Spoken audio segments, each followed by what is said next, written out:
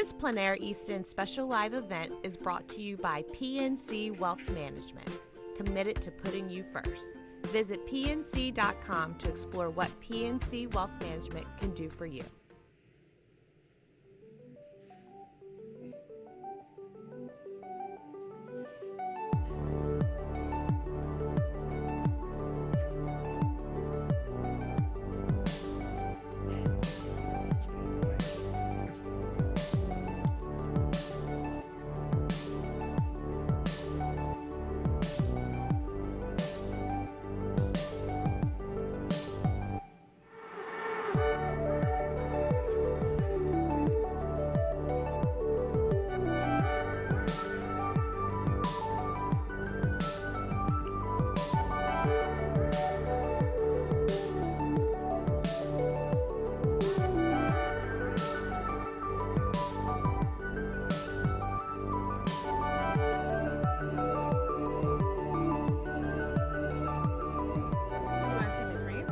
That's an interesting thing too. Yeah, you just pop it in your Velcro?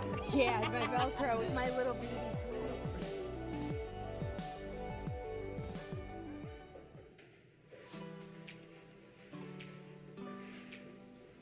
Some weekends seem to last forever, when nonstop applications become nonstop discovery. And in the heart of Maryland's Eastern Shore hides an annual haven of art, instruction, and entertainment. The country's largest outdoor painting competition, Plein Air Easton. There, you can trade in the ordinary routine for an energetic festival, exchange housework for a night or two at a bed and breakfast, and swap never enough time with we should do this more often. Take a weekend for yourself to explore, to paint, to experience something new. Your immersive art weekend begins at PleinAirEaston.com.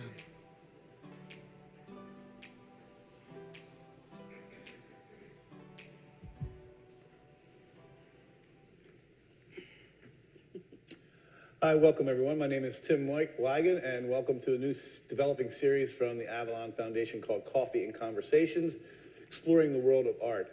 In this case, it's the world of plein air art. Because Easton, over the last 15 years, has gained a reputation for hosting the most prestigious plein air arts competition and festival in the country.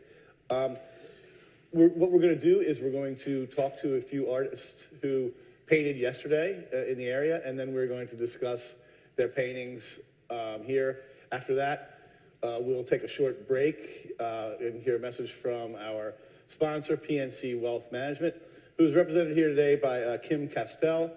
She is not on camera, as Chad was yesterday, but maybe she'll come up after intermission if she gets a little more comfortable with what's going on here. But PNC Wealth Management, not PNC Bank, PNC Wealth Management is such a special underwriter and sponsor of this program. They actually came to the Avalon Foundation looking for events outside the box, just like this, to help underwrite and get their services out to people. So please consider PNC Wealth Management as you go on. If you're young and you're building your bank account, please consider wealth management. If you're old, consider PNC Wealth Management. After we come back from the break, we will talk some more about maybe just the world of art in general and plein air art in particular. What I'm going to try to attempt to do is make sure that any term for anybody who's watching out there in Facebook or YouTube is explained fully, so we don't get past people in the conversation. And also, I am going to make sure that the questions are heard because we are taking questions from the audience here that's inside the Avalon, Facebook and YouTube. Jessica Bellis is over. She's the voice from the sky. There's no camera on her necessarily, but you'll hear questions. She's monitoring Facebook. And I think, Jess, we want to let them know that there's a delay. So if you ask your question on Facebook and we don't get to it within the first 30 seconds, there's a little bit of a delay going on. So with that, we're going to start the conversation. I want to welcome Lori Putnam, Beth, Bathe, and Kirk McBride to the Coffee and Conversations couch.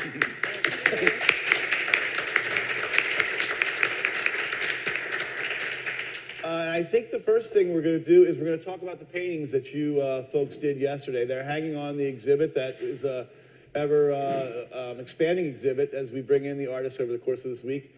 You guys are alumni artists. Lori, maybe you just go around, say who you are and where you're from and that sort of thing. My name is Lori Putnam, and I'm from Nashville, Tennessee. And this is a wonderful thing to be invited to do this. It's such a privilege to be here. Well, thank you for coming, Beth. And I'm Beth, and I'm from Lancaster, Pennsylvania. And I'm just thrilled to be here as an alumni. I just love to be here at Easton. So. And Kirk. Kirk McBride from Berlin, Maryland. And I live here on the Eastern Shore and love making this area my home. And, welcome to all. So it was easy for me to get here. Yeah, right. Nashville. I didn't come all the way from Nashville or California. Well, thank all three of you for coming. We're going to take a look at the paintings now, Nick. If you're going to the B-roll there, we have 6 paintings that have been added to the wall today. Who is the furthest on the left there? With Lori. Lori, can you talk about your paintings a little bit? Sure. From what you did yesterday? Sure. Well, there are 2 different pieces. The one that is a brand new day, which is the boat with the light just hitting across the side of it there. Just real quick, for the audience's reference, we are looking at the 2 paintings that are directly in the middle on the left side of the V there. Go ahead, Lori, I'm sorry. That's okay. That was, we were painting at the Maritime Museum yesterday, and so that was early in the morning when the light was just coming in, and it was a fabulous time of the day. The light moved so quickly at that time, of course, that, I started with a preliminary, just a thumbnail sketch on a... It's okay, keep going. Preliminary sketch on my notepad, and so I could follow that, keep that light pattern the way I liked it. And quite honestly, even by the time, I got the rest of my gear set up, that light had changed so much. And I talk a lot about developing your visual memory. So in addition to the thumbnail sketch, the things that I like to write down, if I don't think I can remember them, are things like, what was the color of that light? And it was that time of morning where the light was between pink and blue. It was a little greenish yellow. And so I made some careful notes of that and had a wonderful time then painting it and not worrying about that sun that just keeps moving. I'm guessing you're talking about, is that one first? Is that your favorite of the 2 that you did yesterday? It is. Okay. Yes, I was not quite as exhausted at that point, so it was a lot more fun. And how long did it take you to paint the painting? Well, that one's a little different because I was also being videoed. The Avalon and Plein Air Easton videoed the entire demo. And so there was a lot of setup and things like that. But generally speaking, that's just an 11 by 14. And generally speaking, a painting like that, if I'm not through with it in an hour and a half to 2 hours, then I just may as well go home because I'm floundering at that point of how to keep it fresh and looking like it looked when I first got there. That is really something amazing about plein air painting. And Beth, I want to go. Are you next? Or the paintings are there? You're in the center there. I'm in the center. So the 4th set of paintings down. Can you talk about your paintings there? Well, the first one I painted was the Hopper Street Lighthouse, and a real iconic image here in St. Michael's. And I think this is my 4th or 5th time here at Easton, and I've never painted it, so I thought, I need to paint this. And we had picked the Maritime Museum, the 3 of us, yesterday to be available for the public, and it was a really great choice, I think. We had so much interest of people coming up. I think I must have been talking to people all day long, so it was really good. But exactly what Lori just said, I mean, the light on that lighthouse in the morning, because I got there, I guess, about 7:30, 8 o'clock, it was just striking. I mean, one whole side was lit, great sharp shadows. My style is very graphic. I was a graphic designer for 30 years. I'm really drawn to architecture, drawing, and values. And so my paintings look a little bit like an old sepia tone photo, real crisp lines. So again, like Lori, I mean, I had to sort of get that dark down and sort of, cue in my light areas really quick because the light just changed. Okay. Real quick, we are, just so everybody knows who wants to come into Coffee and Conversations this week, Rise Up Coffee is here in the building you'll hear them in the background occasionally. It's generally, and everybody's a beloved Rise Up Coffee. This might be a reminder to speak a little louder when the grinder gets going back there. I want to talk about this left-hand side of this painting, Beth, for people. That's interesting to me because I would consider that as a layperson, artistic license. It looks rather ghostly on the left-hand side. I don't know so can you talk about that a little bit? I paint with water-soluble oils, and I paint really washy, so I look a little, they're oil paintings, but they look a little bit like watercolors. So I will start these washes and they drip, and I really like my paintings to kind of be vignetted. So I'll circle in and really do a detail, but I just love to create a kind of atmosphere. And a lot of times, there's areas of my painting that just sort of drift off with not a lot of detail. I commented to Beth when she was painting that yesterday about that same area. The left-hand side of that painting is the water, is it the Miles River there? Yes. Yeah. And the Miles River in the early morning, it was so glary that I said, that's perfect, don't touch anything over there. Because it's just that glare that you really captured it by really diffusing everything out. Yeah. It was that bright, you couldn't look out that way. Kirk, thank you very much. You want to talk about your paintings on the end there? No. The one up top is called the Museum Boatyard. And I just was walking around the boatyard looking for shade. So just happens that there was a nice cypress tree right across from where this little, I think it's a push boat probably is what it was that they were working on. And that's the little red and white boat that you see in the painting. And I moved some buildings around in my sketch so that I had sort of a peep through. The boat leads your eye in. There's the American flag, another little boat across the river in the background, just so your eye kind of wanders through the painting to, explore things a little bit. And the other painting, I couldn't find shade to paint that boat. I wanted to paint. So I went with my sketchbook and I did a little sketch standing in the sun. I said, no, I'm not going to stand out here and paint. So I just painted from my sketch. And so it's mostly a from memory painting.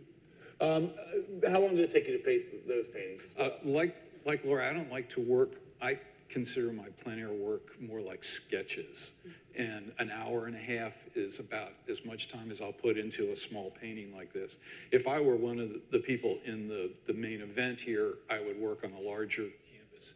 And like many of these people do, visit that same site several days in a row, hoping that the light will be similar from day to day and gradually build up a larger painting, for the competition part. And Beth, I met you with them, so you're an hour and a half as well on your paintings? About an hour and a half, maybe 2 hours, but I'm totally opposite. I'm totally alla prima. It's done and done. I don't go back. Alla prima means? Alla prima means in one setting, one seating. One setting, one seating. Okay, well, we're going to talk about that, I think, in a little bit. Can you talk about your technique or tricks? Well, when I was talking with Elaine Bassa yesterday, she said, well, it's more about tricks than it is about technique. Do any of you have anything to offer on that in terms of those paintings for people that are maybe tuning in and checking them out and learning a little bit? Well, I just feel like everything that we do is just an illusion anyway.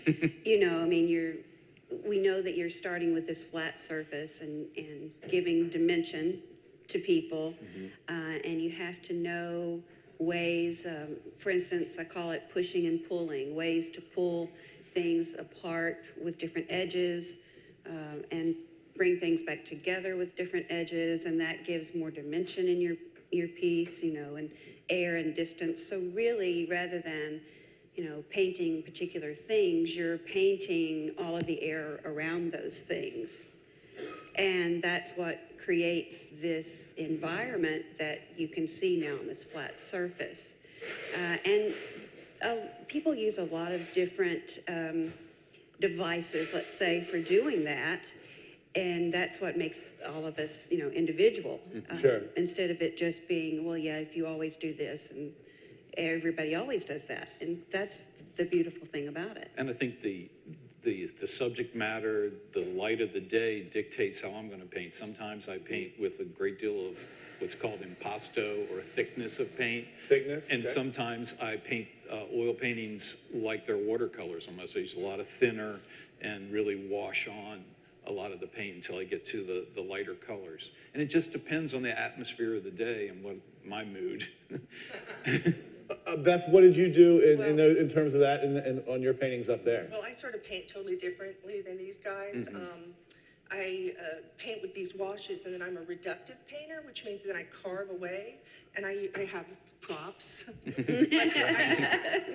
I use tools like a basic squeegee and make little squeegees, and so I then carve away into the white panel.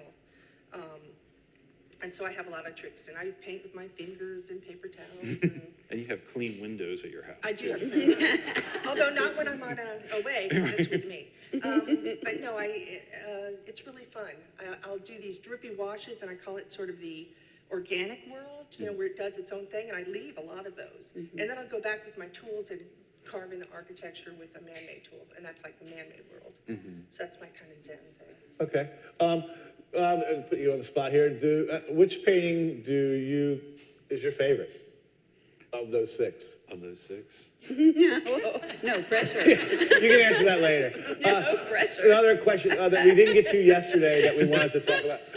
Jess, you have a question? Yeah, I've got a question from our friend Kate Kaufman. She's on Facebook right now, and she wants to know if any of you offer workshops or classes. Do any of you teach?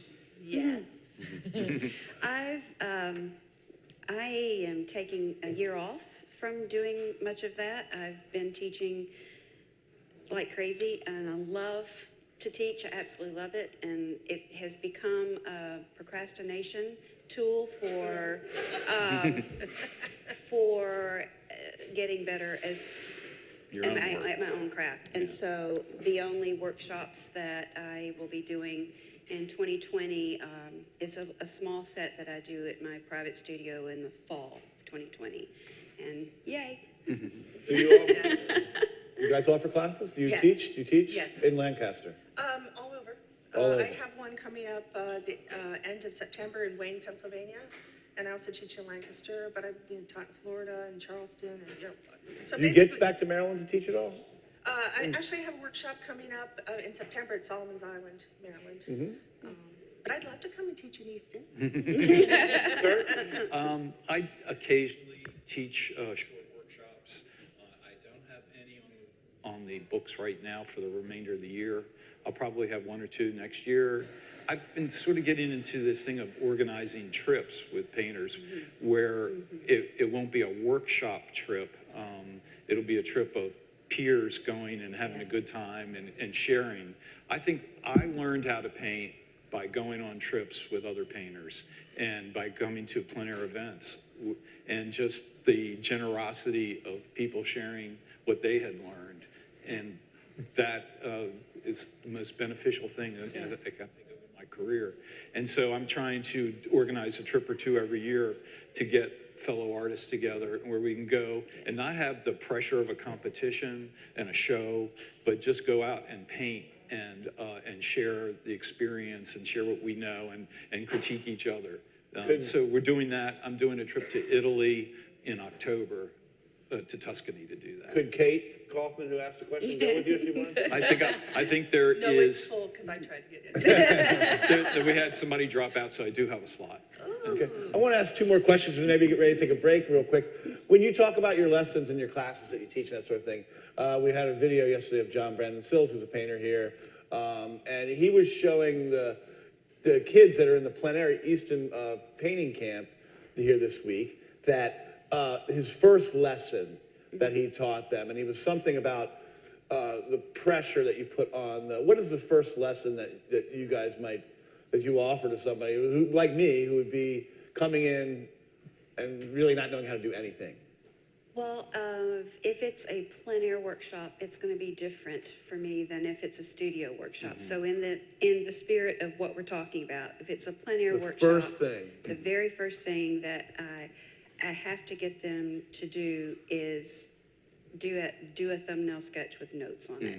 And that's not what they want to do when they're in a beautiful, other part of the world they've never been to before, and they're eager to paint. But if they'll just do that and make the notes that I ask them to observe and make on it, then they grow like crazy. But it's difficult. They don't want to hear that. They just want to know, where's the paint? When can I put it on? The first thing that I emphasize in plein air workshops is organization and consistency, and telling people that you need to, like Laurie said, you need to slow down and plan what you're going to do before you paint. I try to do a thumbnail sketch and then take my canvas and put in some the basic architecture of the scene with some lines. And then I take about 5 or 10 minutes and mix up paints on my palette. Colors that I think I'm going to be using in that painting. And this is what you would do before I paint anything. And try and get your palette organized with the paints in the same place all the time to follow the same procedures. It's such a screwy world out there trying to plein air paint with the elements, the bugs, the moving sun, other painters harassing you. To have a consistent work in front of you, to have a consistent layout of your paints, to follow a procedure, it actually frees you up to be more creative rather than stifling your creativity. Beth, you have anything on that? Well, First thing. You need to know you need to draw. Drawing keeps, that's. Yeah, and a lot of Can you learn, because it was very intimidating yesterday when everybody was talking about drawing, and even in John's video when he was talking to the kids, it was drawing, and I think a lot of people have this, I can draw a box in 3D, and that's about it. Well, you could take a class to learn how to draw. There's great, YouTube tutorials, but a lot of times beginner painters will come in, and you're right, they want the luscious paint, and then they don't know perspective, or they're so frustrated because the drawing isn't right, and they want to jump in, and but it's if they spend some time and get drawing tools in their toolbox, they know what they're doing, painting will come easier. And then you do more than one sketch, or you just, in your sketchbook, I know Elise was here yesterday, and she had 3 sketches, and it was, well, which one, or it was Brenda, which one do you pick? Can you talk about that a little bit, or you just do one sketch? Depends. Depends. Okay, got it. It seems to be, I keep leading off, and I don't mean to be doing that, but you're looking at me, so stop looking at me. For me, I prefer to do more than one sketch because it might be that I'm being romanced by the light, like the color of the light, or something or something. And for me, the design, which in my little world is different than composition, the design is this abstracted sketch. And so that sketch is going to have weight that's going to feel better or worse, stronger or less strong, depending on this abstracted sketch. So my thumbnail sketches are just a big, let's say, big block of the shadow shape all connected. And if I do 2 or 3 different scenes, one always jumps out as the stronger abstract to begin with. Okay. Last question before we go to break here. Nick will be coming to break in just a few minutes. This was one we didn't get to yesterday, and the artists seemed to think that was a good question. I'll look at you first. How do you know when the painting's done? I'm glad you got that. That's why I often go painting with friends. Because I will do this to my friends when we're out painting. I will walk up and I'll say, all right, just sign it and walk away. You did that to me yesterday. I did that to Beth yesterday, and she did. She cooperated, and she got a great painting. It's all because of me. It is. No. One of our friends that has painted in this event many times, Steve Griffin, had a great saying about that. He goes, "You got to stop, Kirk. You're just poking and hoping." And he was right. You get to the end and you're mixing up a little bit. You're trying to fix this, you're trying to fix that, and it's like Lori was saying, it's the design of the whole painting in a plein air painting that makes it. It's not this little teeny little detail that you're trying to pull off. It's true. It's. Is it hard to know when it's done? Oh my God! It's sometimes the hardest. That and naming the painting. Oh yeah. Yeah, I wanted to ask about that too. But no, it's my paintings is I leave so much information out. I try to put just minimal information to make it work. And so when I start, if I take it too much into the other way, it becomes too finished to me. So a lot of times what I'll have to do is I think I'm kind of done, and I just have to walk away for a while. I mean, I have to just get out of the canvas area and then come back and take a look at it, because you just get so caught up in it. It's hard to know. But sometimes I'll sign it, and then once I sign it, in my head I say, you're done. But then you go back. You know, there's this kind of funny thing that we all talk about in the plein air world, is if you look down and whatever brush and color you have in your hand is going to be fine, then you really should stop. You know, you're done. And it is the truth, you know, when you're really exhausted. That's a wonderful phrase. I love that. The poking and hoping. That's so great, because that's exactly the way it feels. But and you ruin a painting doing that. You suck all the life out of it. It's just like, ugh. And for me, a lot of times the last 15, 20 minutes of a painting, I'm scraping something out because I put too much on. I put too much in that passage, and it's going to look better if I calm that back down instead of putting more on. So. Or the one area you've loved the whole time. Your painting, the last 5 minutes, think, well, if I just, you know, in the area that you've loved. And that one stroke ruins it. Yeah. I would ask another, what do you do when something gets ruined? I mean, you go back and you try to recreate it, but it's probably next to impossible, I'd imagine. Well, if you're painting on a panel, they make good square frisbees you can use. Right. Kirk, how long have you been doing this? I started painting as a kid, and I painted watercolors for years, and then in the early 90s, I met my wife, Lynn, who was an oil painter, and I was painting tube watercolors, using the tube, squeezing out all kinds of paint, and trying to make them look like oil paintings. And she said, this most profound thing, why don't you just paint with oils? And so she gave me a bunch of oils and some brushes, and I never went back to watercolor after that. So since the early 90s, I guess. Beth? Well, like I said, I was a graphic designer for 30 years and didn't paint or draw, or I just did graphics. And then 10 years ago, my partner Bill gave me an easel and paints for Christmas, and they promptly stayed in my basement for 2 years. And then we moved to Pennsylvania, and I needed to do something, so I joined the Susquehanna Valley Plein Air Painters, and I never painted outside.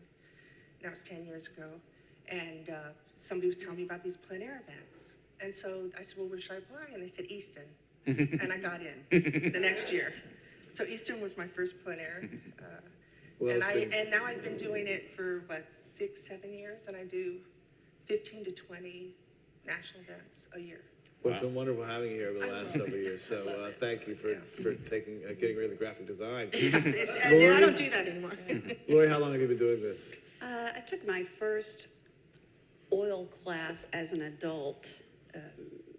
You know, not the paint by number things that you did as a little kid, but in 1997. So, and I was already older than most of these really great painters out there, and I'm a workaholic. And so in 2005, I left graphic design that I had been working in for 13 years, and it was to learn to paint. It wasn't, I was going to be a full-time artist to learn to paint, not because I knew how to paint at all. And then I applied to Plein Air Easton, and I was like 4th alternate, and 3 people died. And they called me the week before the event and invited me. This was in 2006, and I'm so glad I didn't have more than a week to think about it.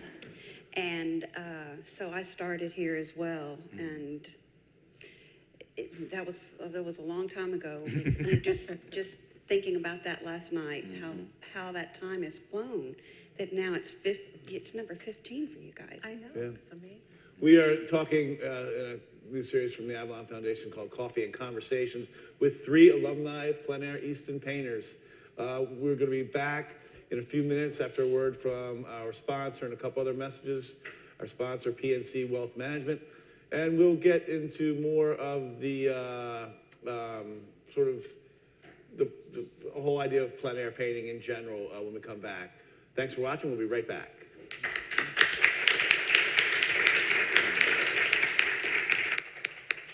This Plein Air Easton special live event is brought to you by PNC Wealth Management, committed to putting you first. Visit pnc.com to explore what PNC Wealth Management can do for you.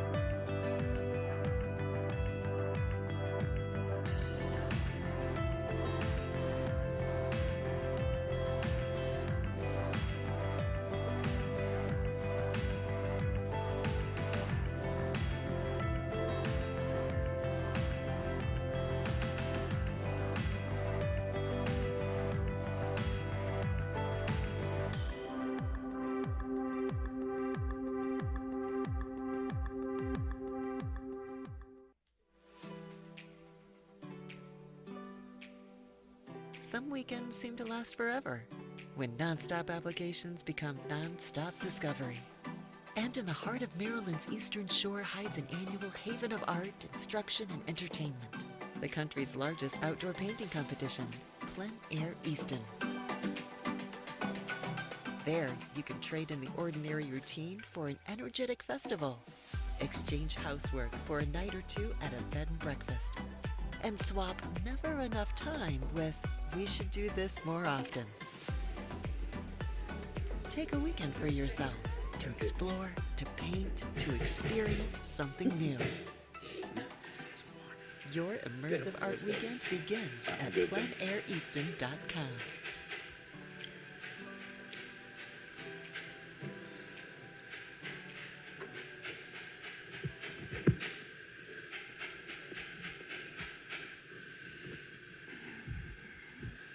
Hi, welcome back everyone to Coffee and Conversations, a new series discovering the world of art run by the Avalon Foundation. In this case, we're going to talk about plein air art, and we would again like to thank our sponsor and underwriter, PNC Wealth Management.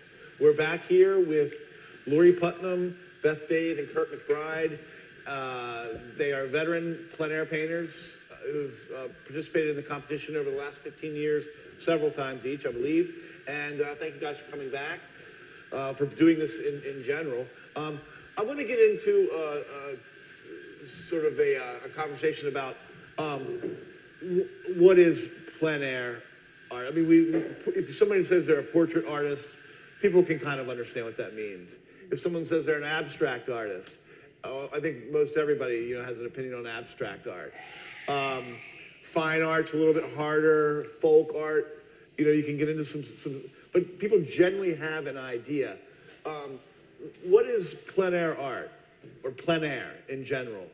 And you're not going to agree, I imagine. I mean, I think that is, everybody has their own, we could Google the definition. Frustration. Frustration. Yeah. The synonym is frustration. So plein air painting is from the French term and loosely translated into painting outdoors, I guess. I'm not sure. It's open air or something. Open air or something. I think of it as a good way to really get to know an area and understand the color and the atmosphere of that area. That you just don't get that from photographs or if you're trying to work in your studio.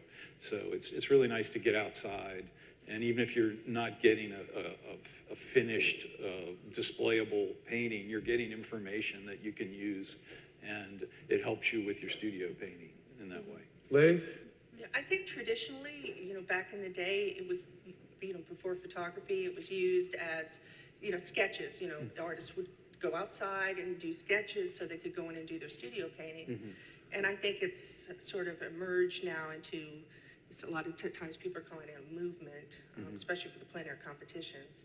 But it's technically painting outside. It's from observation, from a certain place. But it's totally under your interpretation. Someone could do a very abstract, just shapes, values, to a very rendered type, photorealistic, image of that, view. So it's your, to me, it's my impression of the scene that I'm looking at a given time with a certain light, atmosphere. Now, under the plein air, under the competitions, it has a tighter kind of definition. Like a lot of the competitions, just no photography.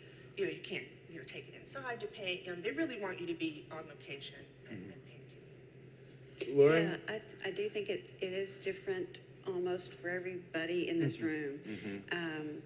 The meat of it for me, some very wonderful advice came from Everett Raymond Kinsler, who just recently passed away. And he was known mainly for his portraits, but he certainly painted landscapes as well. He painted Katharine Hepburn and John Wayne and presidents and astronauts. And he said, if you want to be a better portrait artist, you need to paint in plein air. And it's that growth and that learning and that observing from light and life that trains you for what you may be facing in a studio from a bad photograph or whatever. And he passed that down a generation and a generation and a generation, and that's what we've all been taught to do, is to use it as a learning mechanism. And the competition part of it can't be in my mind. I go out and I paint what I'm passionate about painting outdoors.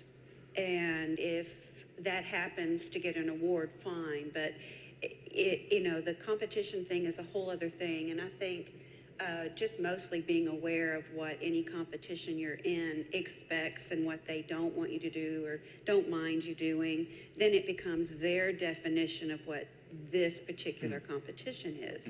But for me, it's study, and I will go back. I'll do lots and lots of plein air work, and then go back and work only in my studio, only from that reference, not even look at a photograph to paint larger pieces from, because if I look at a photograph, it's lying to me, the shadows are not the right color or value, and then I start going, it's like, if I put that one other little thing in there. It's got too much information in the photograph. Plein air paintings are generally better than studio yes, paintings. I think because so. The pictures lie, is that they what you're just saying? feel fresh, and I want my studio paintings to have that same freshness. So. And that's the way to do it. What Laurie was just saying is to ditch the photographs, because they tell you too much, and you want to be able to.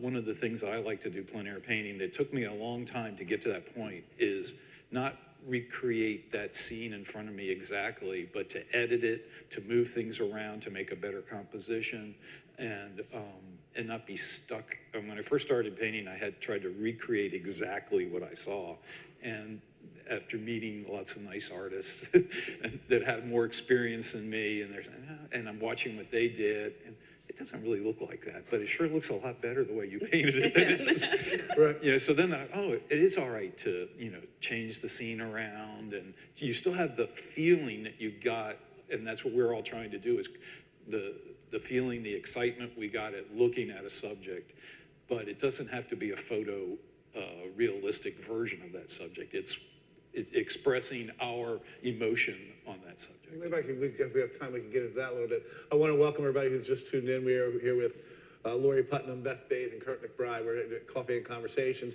There are questions online, on Facebook, if you'd like to ask. I think Jessica's going on the roof. If anybody has any questions in the room, yes, Sue, go ahead.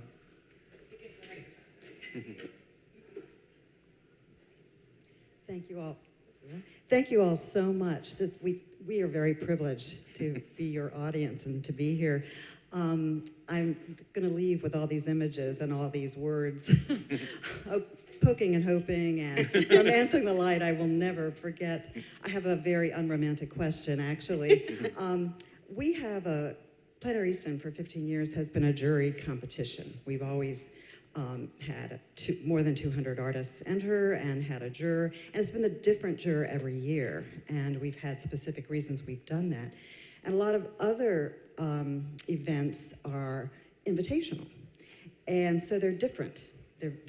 We consider that a potential different way that they're approached, and I just am curious about how you feel about those two approaches to planning a plein air festival. Beth, you have anything on that? I think there's something, like you say, that the freshness of being juried. I mean, of course, I wasn't juried in this year. So, but that's great, because there's, 16, 18 new artists that have never been in Plein Air Easton. So there's a lot more than 200 plein air painters out there. There's, thousands, and there might be that person under the radar that's just fantastic. Where invitational might not get that person that, is under the radar.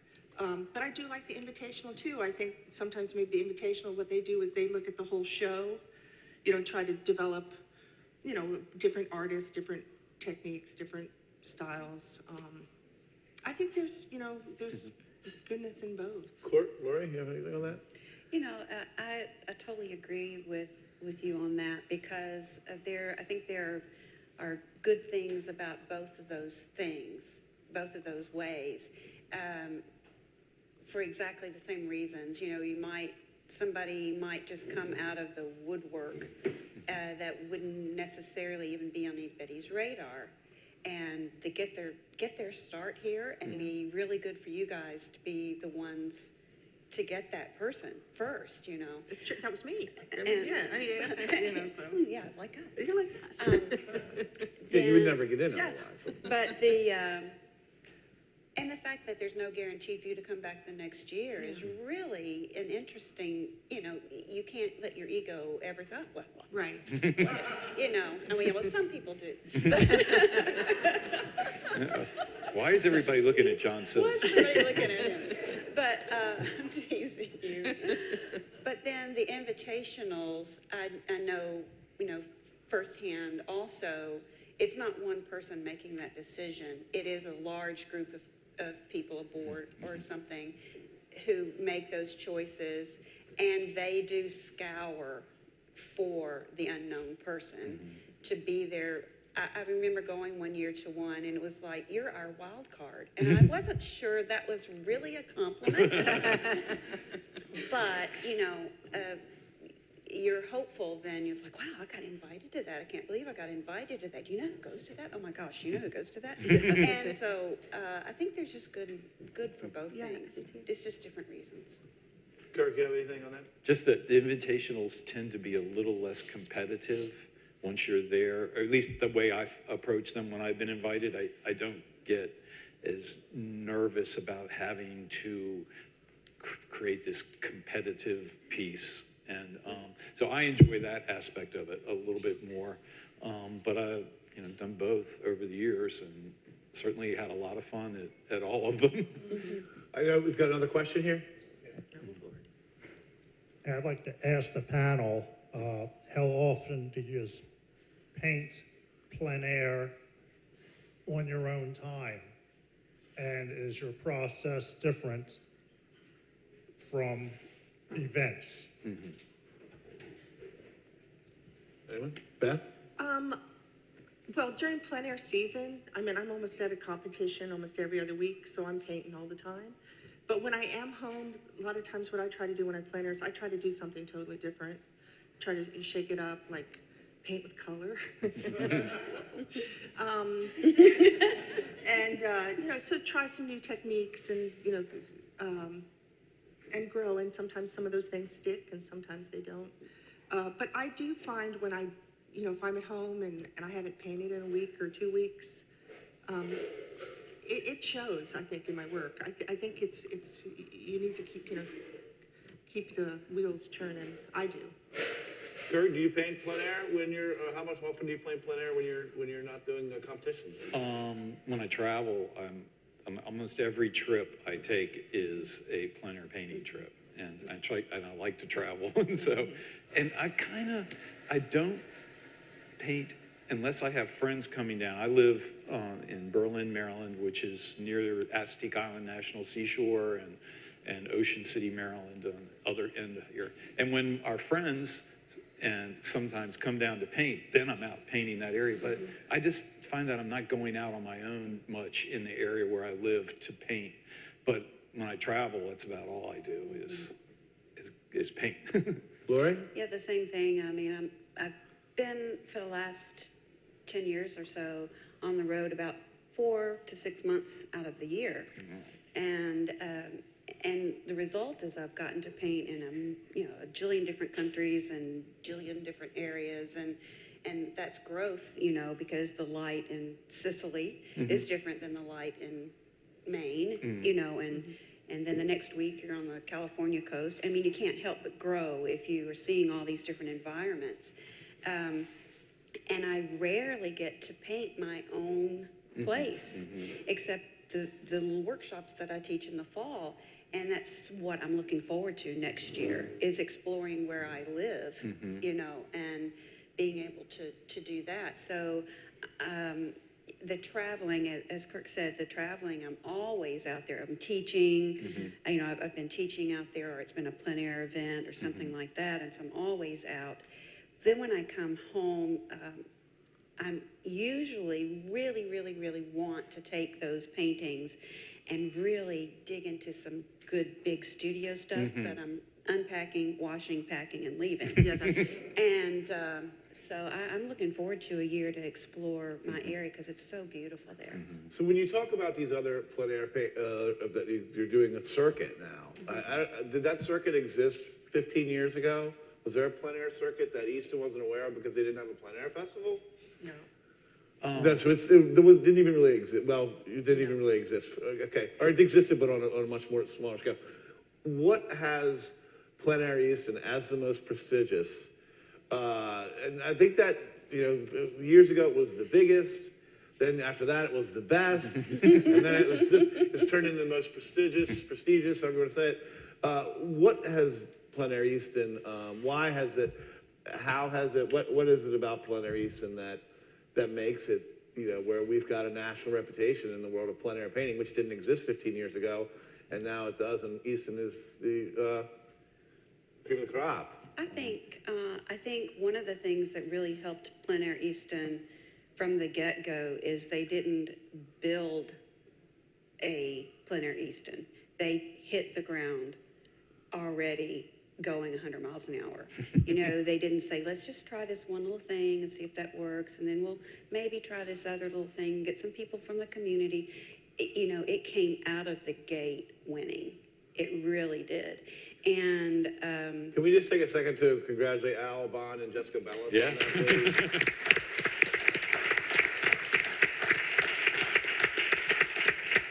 I mean, they have their own TV show now. Nancy Tankersley, yes. Yes, That's the inspiration. yes. I forgot that. Here, a question online from Kate Kaufman. She says, if you paint from life, say a still life that is lighted via a window or a skylight, do you think that also helps improve your work? Absolutely. Of course. Yeah. Absolutely. Okay. Absolutely. Well, I mean, I'm going to add on to what Kate's asking there, and then maybe we'll get back to plein air, the prestigious Plein Air Easton. But, and don't forget PNC Wealth Management. And Rise Up.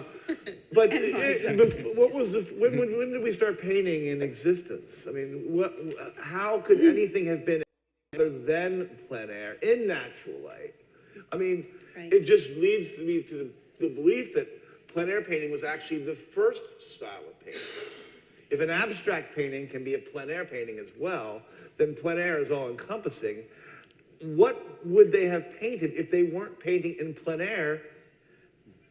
In their cave would be the only place they could do it. There's the cutest little cartoon, and it's this cave man, and he's, doing his thing on the wall, and his wife says, you're really going to have to paint something else because those aren't selling anymore. But yeah, that's right. And a lot of people, of course, connect it with, the French plein air movement and tubed paints and things like that. But even in a not just a caveman way, but a more generalized way of studying and growing, it was around well before that. It just became known, the term coined that way. By the Impressionists. But it really has been around much longer than that. The development of paint in tubes helped the Impressionists quite a bit. They were able to have some tubes of paint to go outside and freed them up a little bit. And I guess they're sort of like our forefathers. The paint would dry up in the heat or something. Like they couldn't keep paint. Okay, Well, so they had a way to transport the paint because before, you were grinding it and making it as you painted, so it's easier in the studio. But once they were put into tubes, then the painter could, put them in a bag and go outside and have all those colors. But I mean, the Russians did it a long time before that. The Macchiaoli in Italy, they, there's this debate where they really, before the French and, yes, all that stuff. And so it's really rather old. The only thing that's new about it is that someone has turned it into a way of competing.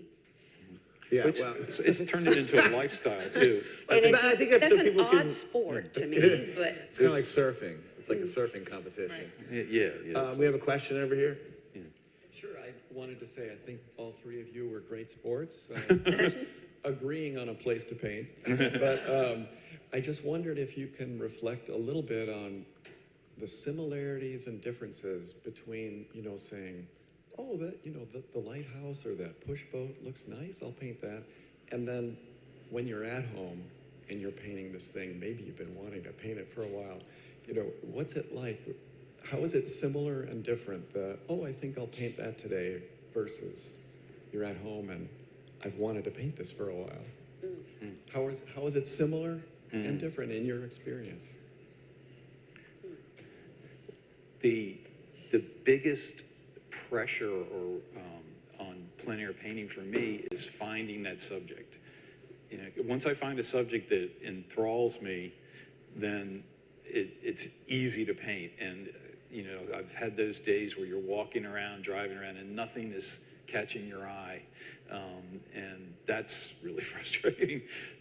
But it doesn't answer your question, but it's a good answer. Right.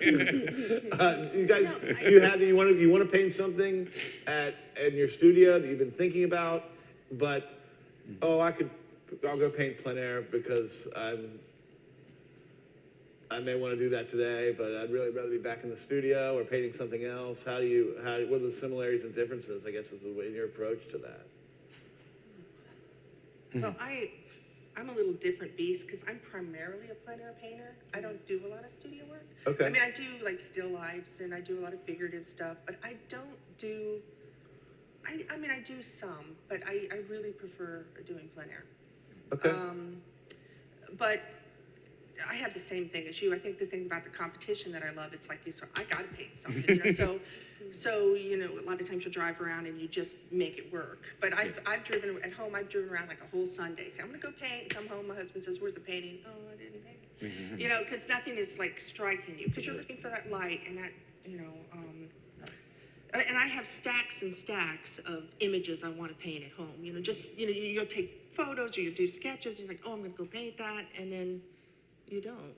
I just find going out in real life is more attractive to me than Lori? I guess I'm the oddball here. Why did you laugh? Why did you laugh at that? I know I'm the oddball here. The thing about whether it's a competition or just going out to plein air paint, for study on my own, the very first thing that grabs me, I need to stop and paint that. Because the longer I look around, the light isn't as exciting. And then if you get it in your head, oh, but I really wanted to paint a barn today, and you've passed 4 or 5 beautiful scenes of fields with cows, you know, then that's just a waste of my time. Exactly. And there's a quote that I will myrtleate, that basically, you know, the reason Sargent got good is because he was sitting down, you know, painting a bush while his friends were going, I don't know, what do you want to do? And so I'm sure it was exactly like that. That's exactly how he said it. And so, but in the studio, if there are things that I am painting for, like there's a theme-specific exhibition, sometimes that may get a little in the way of just the creative thing I want to paint. But let's say, in a perfect world, that, you know, I'm going to get up in the morning and paint whatever I want to paint. It's better for me to do some of the planning the afternoon before, so that when I get up that next morning, I'm not facing any fear. I have it in my mind. I'm excited about it. I've worked out some of the kinks just like I would with a thumbnail sketch in plein air. And I can't wait to get to that canvas instead of going, okay, now what was it? You know, and big white. Yeah, and I mean, having run a business before, I run this the same way. I get up, I start at about 6:30 in the morning. And I'm lucky if I'm finished at 7 o'clock at night, and that's everything from, you know, the bookkeeping to the painting to all of that. And so there's no time for this sitting around wondering what I'm going to do. So if I can get tomorrow's project started this afternoon, ready to go. Yeah. Right. Another question here.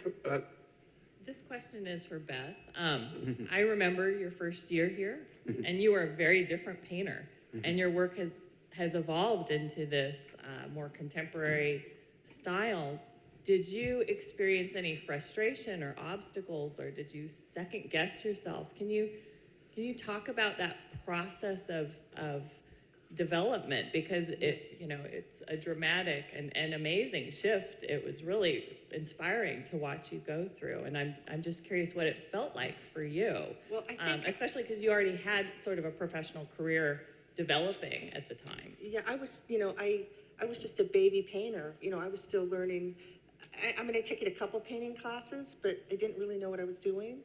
And so I was kind of just, you know, I've been trying to figure it out and find my voice. And I always knew that I loved the drawing, and so I think I just needed some time under the, you know, time in the saddle for my voice to come out.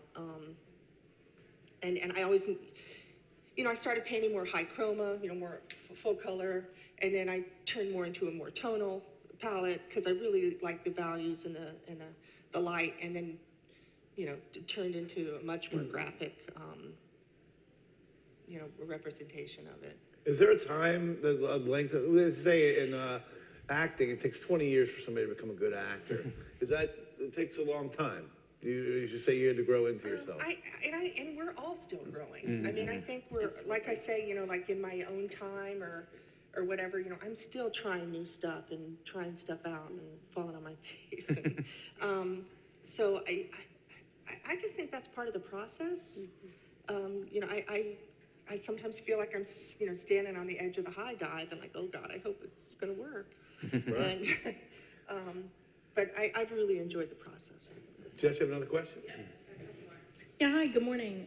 Erin Ferns, thank you again for being here. For the artist who has taken some classes and they're still developing their craft, when you go on location and you're painting in plein air, how do you all tackle the overwhelming visual stimulation of the site that you're working on? And how do you not get bogged down in the nitty-gritty of all the little details? I think I can answer that. I think they squint. Isn't that the answer? Yeah, that's one of them.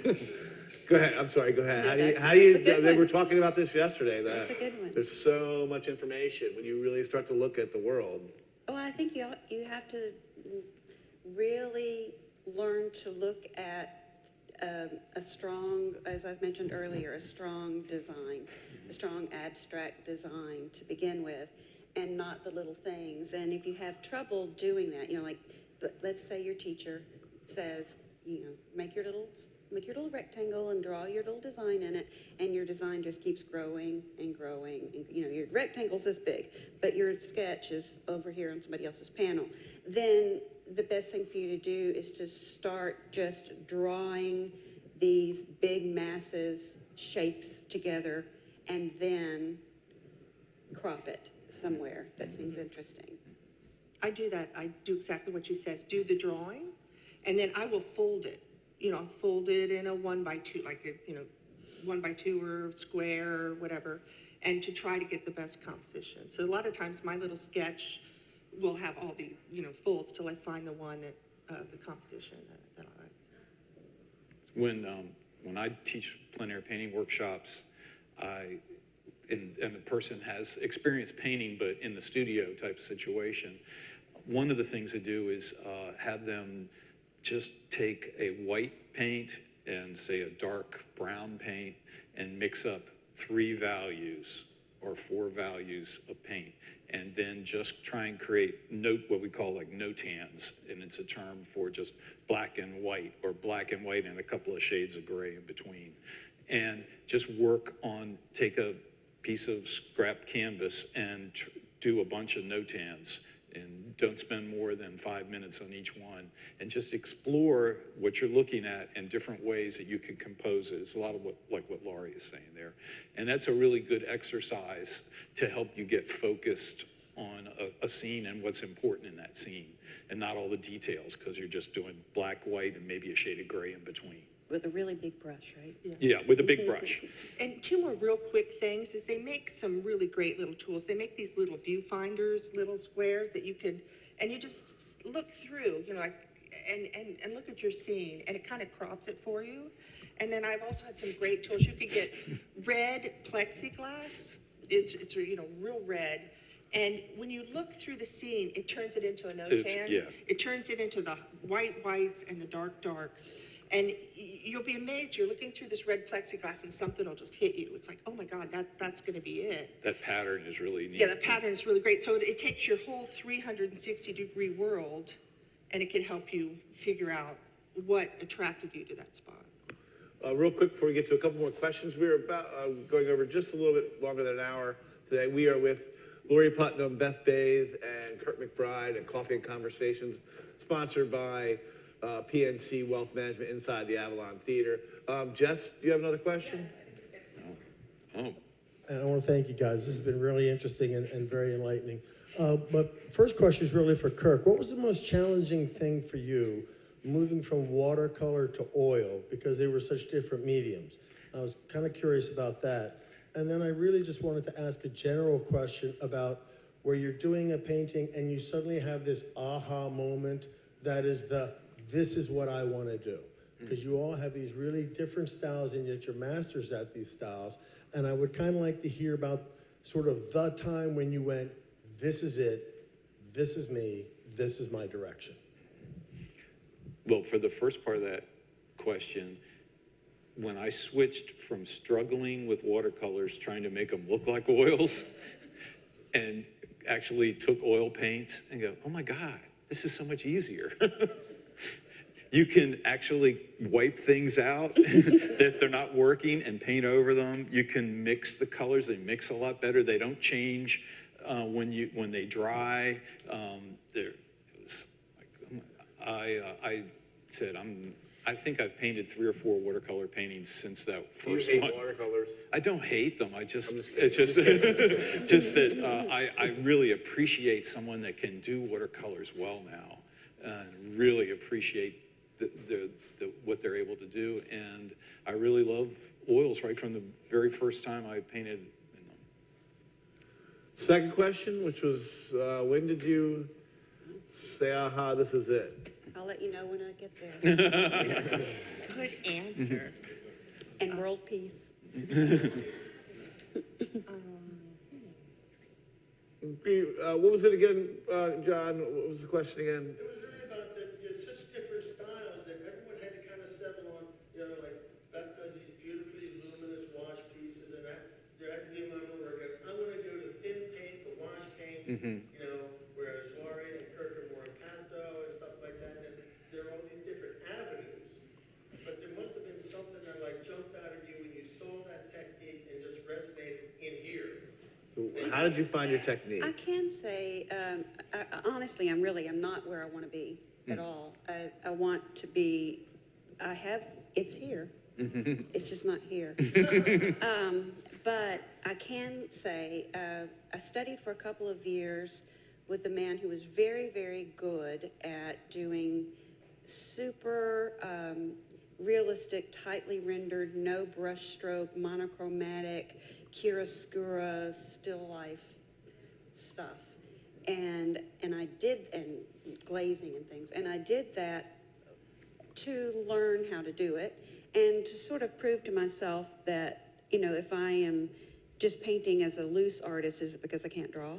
You know, I mean, it was a learning thing, but I knew that wasn't what was inside of me. And my dear, dear friend Dawn Whitelaw said, well, I'm sorry, you can't find your style. It's going to find you. You just got to keep painting. And I put a trash can between me and my easel so I couldn't get too close to it. And I would just, you know, okay, how many strokes can I paint that picture? 1, 2, okay, that took 6. I can do it in 4, you know, and because I knew I wanted to not be that wasn't my soul, in my soul, that super realistic, no brushwork thing. And I love it. I think it's gorgeous, but it wasn't my personality. But my personality still hasn't come out yet. And I'll get we'll there, look forward maybe. to that. I hope so. Anybody else have an answer to that question? We've got more questions. We got more questions? I think we got 2 more here. 2 more. Go ahead. I'm sorry. Hi, thank you for being here. I'm curious to know how painting here on Maryland's Eastern Shore is different from other places that you paint plein air. This is landscape in 2 dimensions. You got flat and sky. No, it's just mostly flat. There's no hills or mountains or anything. And it's really different than going to the Rockies to paint, where you have mountains. You have something that goes up vertically, or like the coastline of the West Coast where you have cliffs. And here I paint a lot at the beach, and you know, it's just a sandy plain that gradually there's a few little humps of little sand dunes down to the water. So it's really more difficult, I think, to paint around here, to create a composition that's interesting. Yet you have to possibly emphasize the cloud patterns and sometimes to get something, unless you're painting buildings. But if you're talking just landscape, it's really challenging. Beth? I agree. I think the thing that's great about the plein air competitions is we travel to so many different places. I mean, you could be in Maine 1 week, in Nova Scotia, and then you're in Sedona, and so you have to put like a different hat on, and the light's different, the colors are different.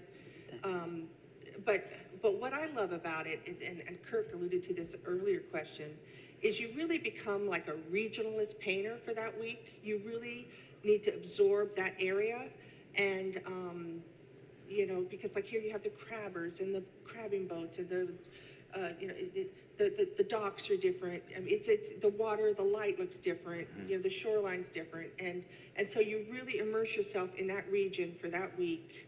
And you become, you know, Andrew Wyeth was a great regionalist. He painted in just Chadsford, Pennsylvania, and Maine his whole life. Never went to France. Never. I mean, that's where he painted. And you just really, you get to know a region. Well, I always feel too like after I've painted somewhere that it's like I own a little bit of that, Yeah, you know, too. because I've absorbed it into my heart. But I don't think about the things I'm painting anyway. It doesn't really matter to me as much if it's the landscape does this or this. But what I always am drawn to is we talk about the quality and the color of the light is different here. So quality, basically think of that as intensity. And here with the humidity and, you know, the light quality feels very filtered, where it might be clearer, you know, in the mountains. And also the color of it is also seems very different to me, even though we're all under that same sky. But that's because of all of that atmosphere that's going on out there. And the other thing is I'm drawn to is like the rhythm of the landscape, or the just natural patterns that you see. And so yes, definitely there are different patterns here than when the pattern goes up. You know, but but the subject is way down at the bottom of the list. So one of the things that makes, you know, Easton kind of not unique but special is that atmosphere, that humidity. And I was hoping that you guys could find a way to turn the humidity up a little bit higher, you know, so we can get more of just that wait for atmosphere. quick draw, Kirk. It's coming, just buddy. wait It's for coming, quick trust draw. me. I think we've got one more question, and I would just like to thank a lot of the alumni painters who have been watching online. I've seen Jason Sakran and Elaine Bassa, who was here yesterday. I know that Eric Bowman checked in, and so did Lon Bauer and some other people. So I just want to say hello out there in Facebook. We're grateful for all of our alumni and all the years that they've been painting here. And I think we've got one last question before we close. Sure, please. Hi, I want to thank you also for being here. It's just absolutely incredible for our town to have this, be surrounded by so much talent every summer. So here's my question. I'm not an artist, I'm a collector, and I come to look at what you do and to decide what I should buy. I'd like to know, at what point in your lives do you all decide that you're good enough to teach other people? Because all I'm hearing here is that all of you run plein air festivals, plein air outdoor teaching conversations. I look through art magazines and I see that all of you have them at different places around the world. At what point do you think you are worthy of being a teacher of other artists? You just got to be one step ahead of the people you're teaching. Yeah. You know, I mean, I started. She said you have to be one step ahead of the people you're teaching. One step ahead of the people you're teaching. And so when I first started teaching, I taught a very beginning intro to oil class, which was basically, this is a brush and this is a tube of paint. And you put them together, this is what you get, you know, and so it's taken a lot of years of teaching to feel like I have things to offer, you know, higher, more multiple levels.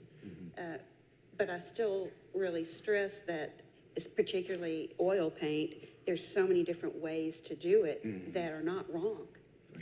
And so this is just the way I do it, you know. I teach my technique, so I have taught some more beginning oil painting classes, but I don't feel like How long before you said, okay, I can teach this to somebody now? I think is like where you were like, okay, I feel confident where I can pass this on your technique, which is changing according to. Yeah, but I've been teaching this kind of technique for a couple years, and I basically, it's like, you know, paint along with Beth. I show them what I do. I encourage my students to use exactly what I do. I prepare panels for them. They buy the same paints, the same brushes, and I teach them, and they watch me what I do.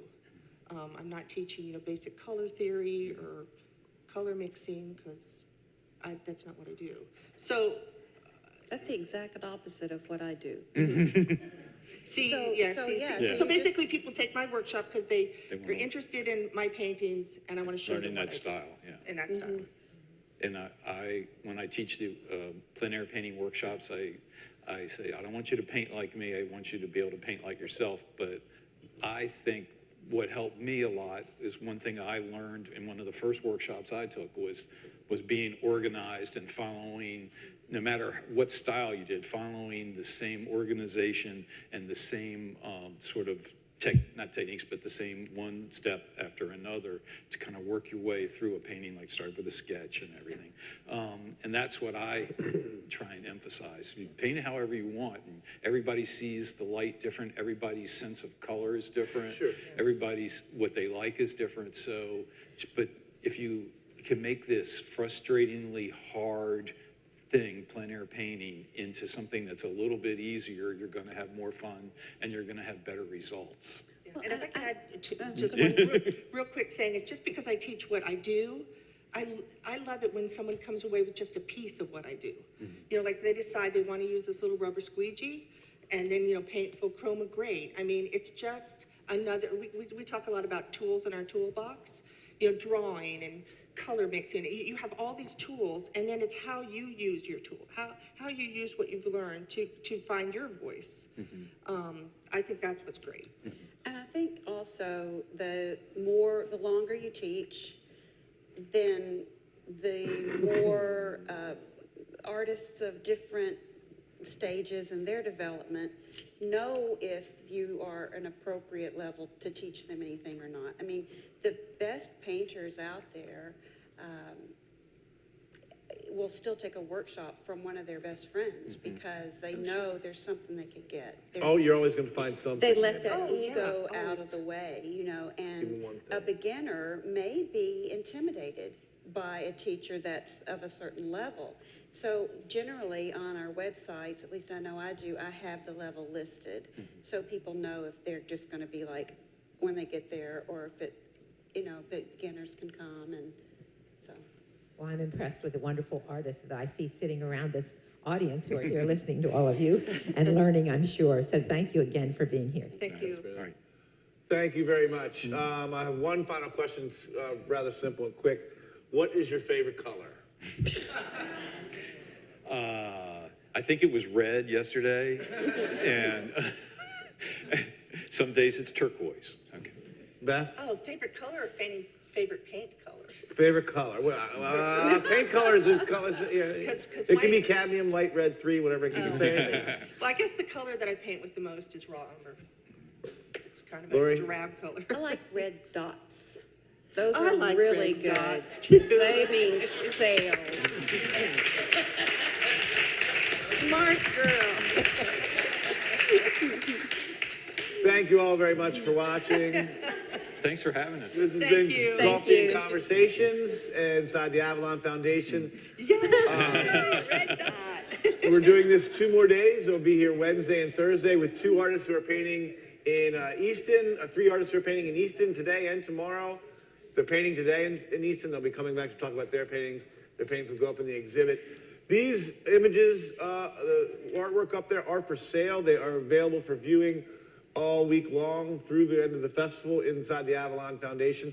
There's an agricultural exhibit on the left-hand side of this that is not for sale. That is part of the Avalon's growing agricultural initiative, and I think they're going to be continuing that for 3 years. We want to thank again PNC Wealth Management, Lori Putnam, Beth, Bathe, Kirk McBride as well. Tim. Tim, yeah. And good job, Tim. Thanks. We will, and don't forget, Rise Up Coffee is here. You can get your Rise Up Coffee. If you have anybody who's interested in the world of art, this is the place to be on the East Coast this week. Thank you for watching, and we'll see you next time at Coffee and Conversations at Plein Air Easton 2019. Hey.